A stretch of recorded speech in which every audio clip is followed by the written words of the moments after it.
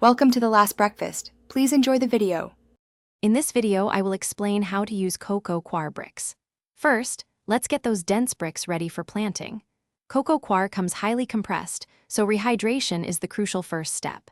You'll need a large container, as a typical 650-gram brick can expand to about 2.5 gallons of fluffy growing medium.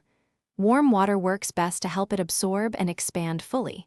Just add water and watch it transform. Now, why is Coco Coir such a fantastic choice for your plants?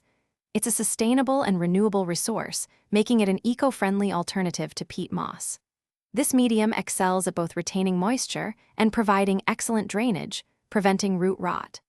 Plus, its neutral pH, usually between 5.8 and 6.8, creates an ideal environment for most plants to thrive, promoting strong root development. While Coco Coir is wonderful, it's important to remember it's an inert medium, meaning it doesn't naturally contain many nutrients. To create an optimal growing environment, you'll want to amend it. Mixing in perlite or vermiculite, typically at a 60-40 or 70-30 ratio, enhances drainage and aeration. Incorporate compost or worm castings for organic nutrients, and always supplement with a balanced fertilizer to ensure your plants get all they need. Coco Coir is incredibly versatile.